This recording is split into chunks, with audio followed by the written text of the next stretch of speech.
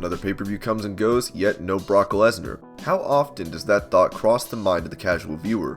Every WWE fan seems to know that Lesnar hardly ever appears for pay-per-views and forget regularly scheduled programming. As one of the longest reigning WWE Champions of all time, Lesnar is hated by fans and other wrestlers, while being apparently loved by WWE officials. Slowly but surely, he has become one of the most hated people in WWE. My name is John, and in this video we will take a look at the 10 reasons why the Beast is hated.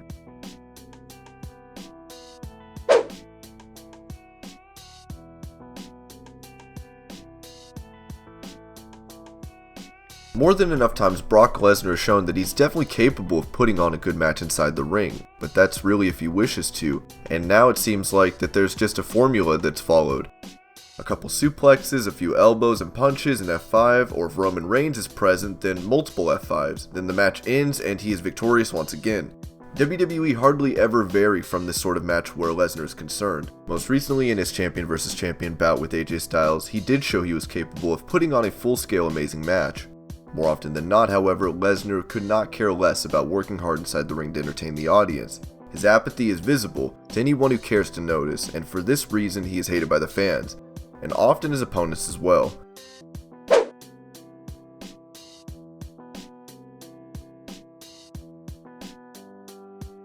When's the last time Brock Lesnar appeared on a normal WWE TV show? That has to be before WrestleMania.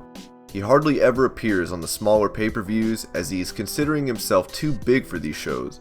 For that reason, Lesnar has not been able to gain a steady fan following. Who will the fans even follow if he's not there? Lesnar only appears on the big 4 pay-per-views for WWE, and sometimes on special events like the Greatest Royal Rumble event in Saudi Arabia, which took place post-WrestleMania. Since Mania, he has not appeared in Backlash or Money in the Bank, and as of now, he's not advertised to appear at the Extreme Rules pay-per-view either.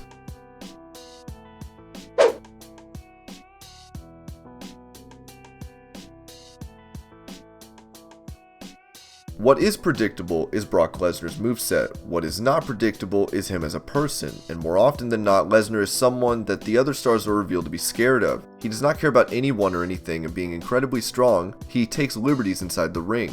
Lesnar has been accused of a stiff style of wrestling without having any care for his opponent's well-being. He split open Randy Orton with his elbow, making a gash which was almost larger than planned. For that incident, WWE veteran and respected international star Chris Jericho cornered him backstage, and the two almost came to blows.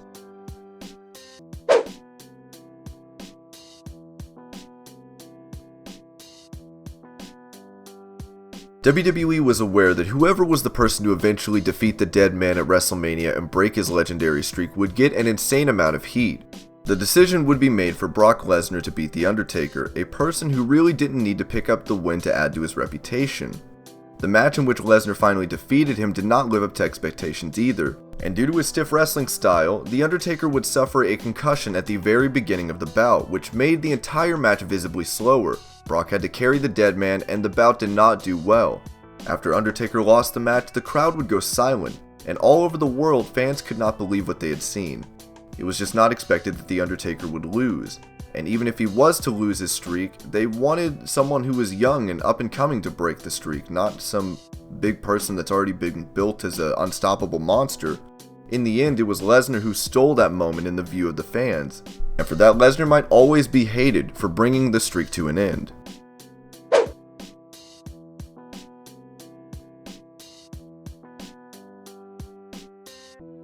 If something has been made clear over the years, it is that Paul Heyman is one of the most talented individuals to ever take up the mic in WWE. His ability to talk has made him one of the most famous people. He can convince an audience of anything simply by talking about it. His ability to sell an idea to an audience has made him an extremely valuable person, both to WWE and Brock Lesnar specifically. He was given the task of convincing the audience that Lesnar was not able to be beaten and to hype his progress. This is something that he has done to a level where no one can even question Lesnar's legitimacy. Coming out week after week, Paul Heyman has sold Lesnar as this beast who cannot be stopped. While the booking certainly has helped, it is the hype that Heyman has created for Lesnar that helped him appear like a huge threat in front of the audiences.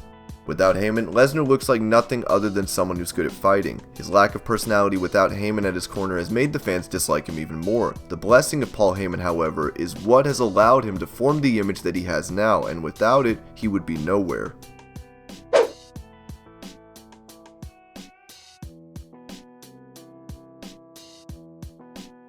Brock Lesnar hardly ever seems to wrestle in the wrestling matches which last too long.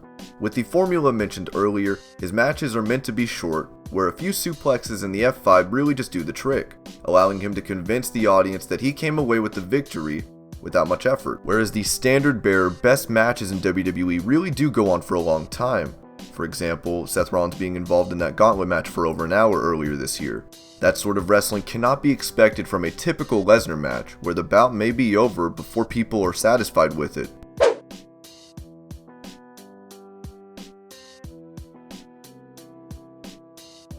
Mr. McMahon is not someone who is known to be objective about choosing his favorites inside the ring. His fondness for big, strong wrestlers has been observed and noted in the past, and most recently with the sort of push that Roman Reigns has been at the end of. More than Reigns, however, Vince has been pampering Lesnar for as long as we can remember.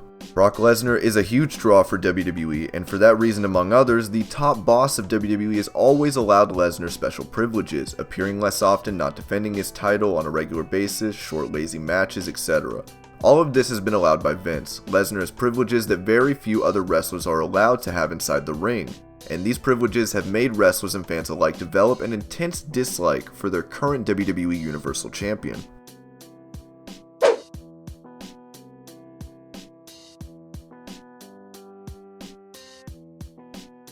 Brock Lesnar has hardly been on television since he came back to WWE. As a part-timer, while this is not desirable, it can still be accepted. However, this is not all. Last year, Brock Lesnar faced and defeated Goldberg at Mania, where he became the Universal Champion. Since then, he defended his title on several pay-per-views, but he was hardly ever present on TV. In fact, Lesnar hasn't been seen since he defended his championship against Reigns at the Greatest Royal Rumble event. His lack of appearances as champ cannot be accepted by the fans. The Universal Champion not appearing on Raw has left the Red brand without their top title. This makes little to no sense from a creative standpoint. If a comparison is made between CM Punk's WWE title reign and Lesnar's Universal title reign, shocking details can be seen. Lesnar has been champion for over 440 days, and that can be compared to CM Punk's WWE title reign, which was about 434 days. In his 434 days as champion, Punk wrestled 110 live events, 12 pay-per-views, and defended his title 141 times.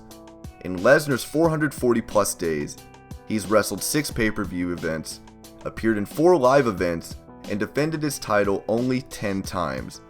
This is 1/11th of the number of times that Punk did it in approximately the same period.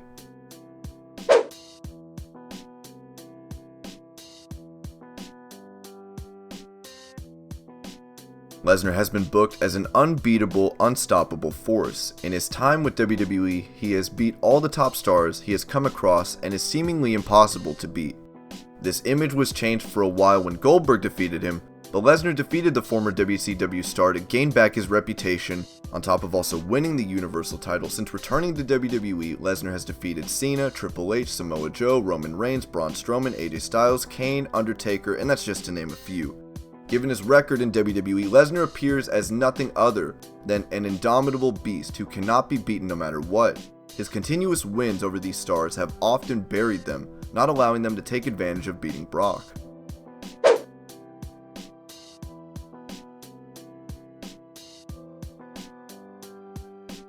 Lesnar's cares about the world could be seen as materialistic, as he does not care about the company. For most wrestlers, it's their dream to reach WWE, as it's considered to be the go-to destination for pro wrestlers, and reaching that is a symbol of excellence. Not only does Brock not really care about being able to wrestle in WWE, he has gone so far as to leave for a higher payday in UFC. Lesnar's not passionate about pro wrestling, and when it comes down to it, he's about the business and not the sports entertainment. So to speak, he will go anywhere they pay him the most. There are the other part-timers like John Cena and Undertaker who have a sense of loyalty to the company and love what they do. On the other hand, Lesnar doesn't care about the fans, what he does in the ring, who he faces, putting on a good match, or even being loyal for the company he's working for. I hope you're all having an amazing day. Thank you so much as always for watching Wrestling Hub. I'll see you later with more wrestling videos.